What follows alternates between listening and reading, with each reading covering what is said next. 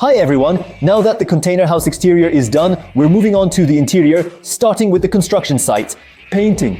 Today I'm going to show you what materials I used, what paint, how long it took me to repaint everything inside, and how much it cost me as well. In short, you'll know everything, let's go. Hi, I'm Julian Malara and this is my container house. I'm 26 years old, I have no experience in do-it-yourself, but I set myself the crazy challenge of building an eco-friendly and affordable house. I'm also trying to develop my resilience and live in harmony with nature. I'm filming all of this, I'm putting it on this channel, so subscribe if you want to follow the adventure.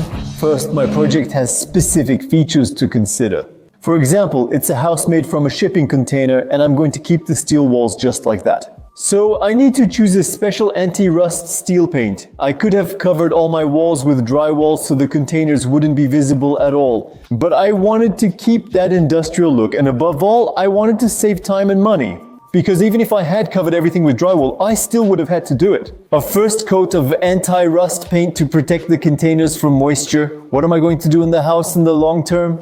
Let's start with the paint. For my first coat, my primer, I'm going to use an oil-based paint, Rust-Oleum 769. It's a professional quality paint, specially made for steel, and it's anti-rust. Unfortunately, in my case, I couldn't start with a water-based paint. Water-based paint wouldn't stick to the containers and would cause them to rust. So, I have to go with that. And with this primer, I have Rust 641 to thin the paint and Rust 633 to clean the spray gun. Then, I'll be able to apply 2 finishing coats, and the good news is I can use a water-based paint. Why?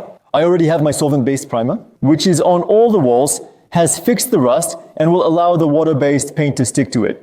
But be careful. Always choose professional quality paints to avoid any unpleasant surprises. I'm using Montana Top Silver White for my water-based paint. It's really cool to be able to use water-based paint because it's much cheaper. I'll dilute it with water, making it cheaper and more eco-friendly than oil-based paint. But I explained to you why we had to. All the paints I have here, I bought them at Pierre Gazille, a paint store for professionals. Because in the case of a container house or a pretty specific project, forget about Leroy Merlin, Castorama, all of that. They won't have professional quality paint to offer you, they'll only have consumer grade stuff. So really, that's what I went with. It was the best combo, but it still cost me a bit of money. You'll see that at the end of the video.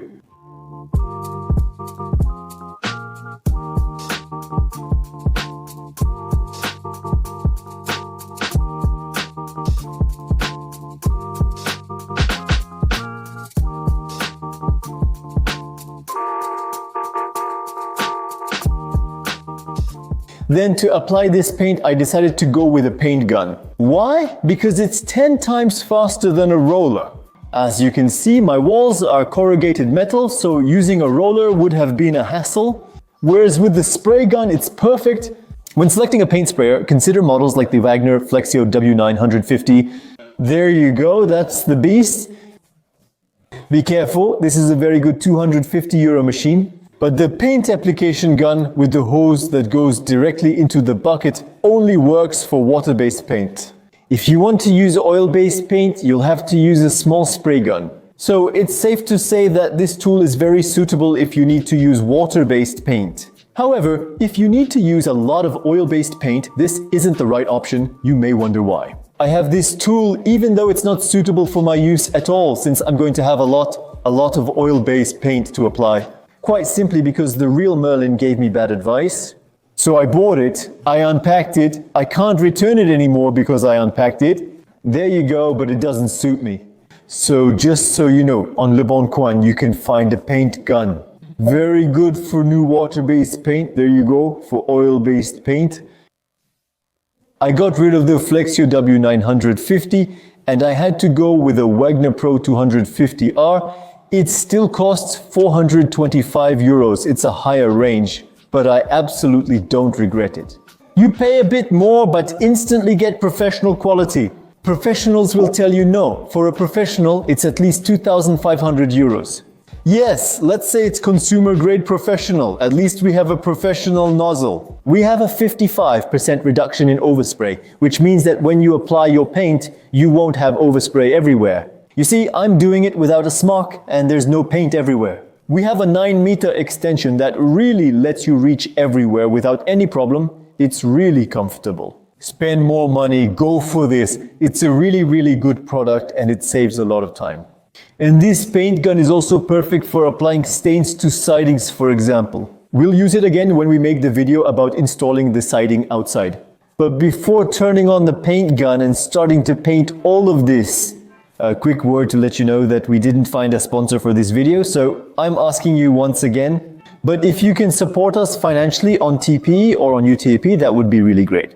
Even €1 would help us keep funding the making of the videos. Container House project. And if not, if you have an audiovisual project to carry out, I invite you to contact ETK Production, ETK Production. It's the team I'm part of and we make all the videos for this YouTube channel and our different social networks. We also work with associations, companies and individuals. We mainly do multi-camera live recordings, corporate films and motion design. To showcase all your best projects, feel free to check out the ETK Prod website. Contact us by email at contact@etkprod. Come so we can discuss your ideas and needs together.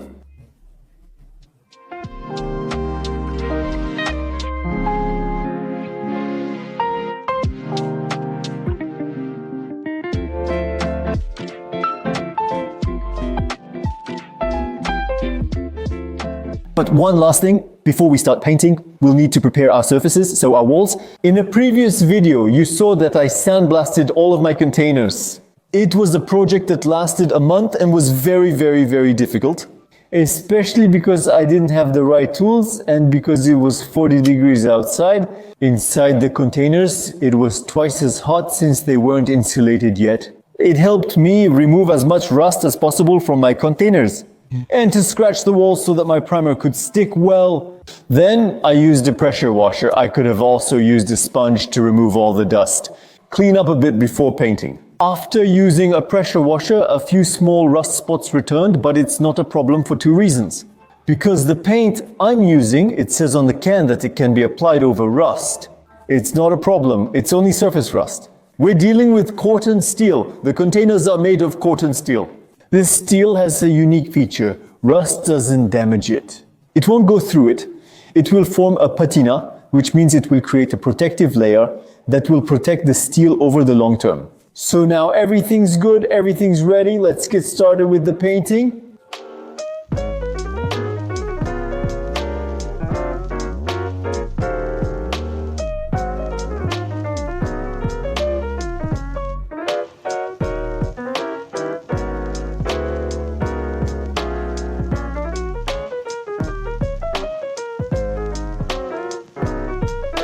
I'm going to start by preparing my paint. I grabbed a graduated bucket since it's easier and already added some paint. I'm going to add a liter because I'm missing some and I'll dilute it with Rust 641. On the back of the paint can you have all the instructions. For example, I need to dilute it between 5 to 10%. So there you go. I'm going to put everything in and mix it all with my drill.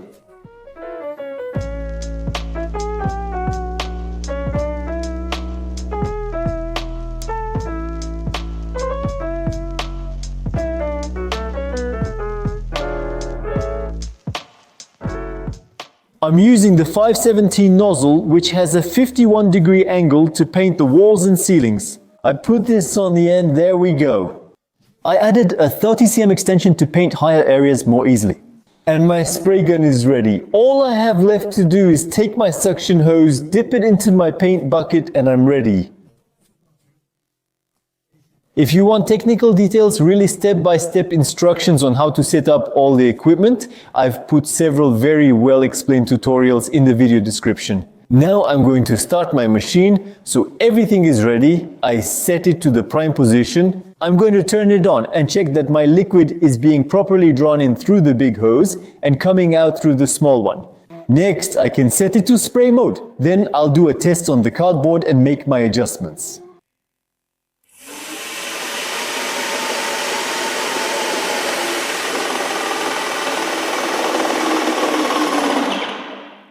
In spray mode, the machine stops, then starts again.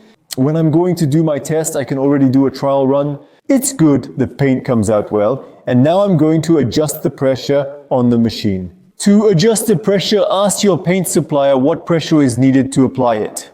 For example, I use a primer, so I need to apply a very thin layer. So I set it to a pressure of 2 bar. If now you have a much thicker paint, it can go up to 5. In all the YouTube tutorials, everyone will tell you it's 5 for the walls, 5 for the ceiling, always at the max. That's what I did. I used up 2 cans of paint to cover 70 square meters when I should have been able to do 210. So very clearly, in my case, it wasn't 5. Don't follow tutorials claiming one setting works for all paints. It depends on the paint. For me, that mistake cost me a few €100. But now I know that for primer, for a very thin coat, it's setting number 2, and now I'm good. There you go. Everything is ready. We're going to start painting soon. I set up my machine with the paint can away from the wall to prevent tool damage. I'm going to stay 30 centimeters away from the wall and make straight parallel movements. The goal is to make strips, move forward in strips, and overlap each strip by about 30% for good coverage. This is just primer. This is only my first undercoat, so it's fine if some of the container shows through. There will be 2 more finishing coats coming. Anyway, you'll see. Let's get started.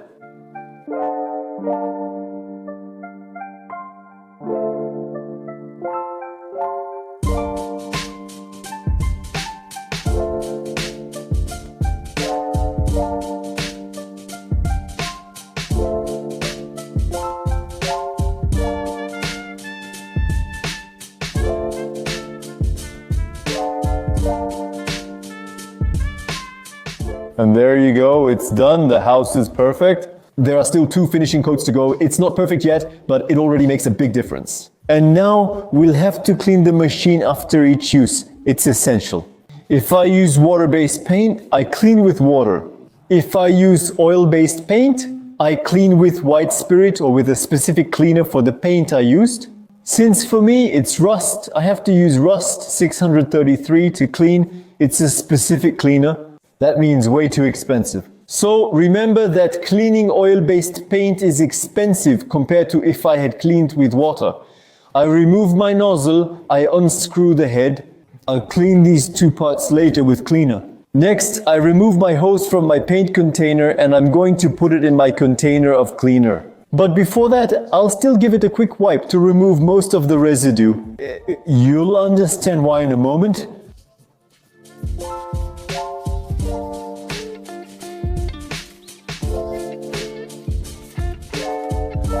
And I put it in my jar, in my cleaning bucket, and I'm going to add this in there.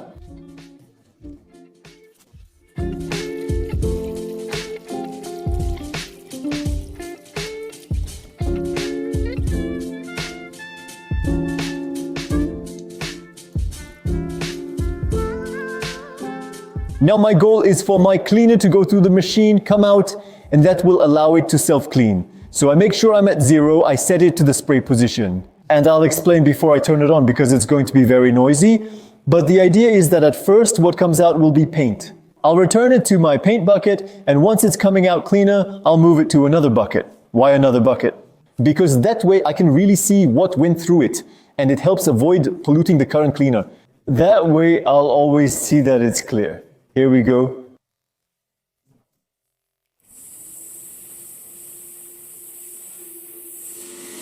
So the paint first.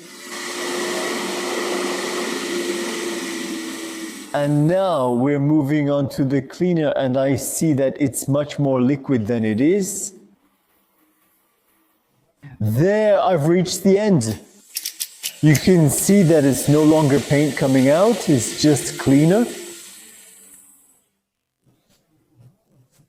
So that's it, I've cleaned my machine. Honestly, it's actually pretty easy to clean. And at the same time, it's pretty complicated to do it and explain it to you at the same time. But make sure that all your hoses are cleared of paint before you finish using it. So really run some cleaner everywhere, be careful. Basically, if it's a water-based paint, go ahead, water is free, so use as much as you want. If it's rust or oil-based paint, the cleaner costs more, so you may use less than needed. So you have to find the right balance between not spending too much and still using enough to clean everything properly. I think that's good now. I'll check my pipes and everything again later, but we've cleaned up most of it.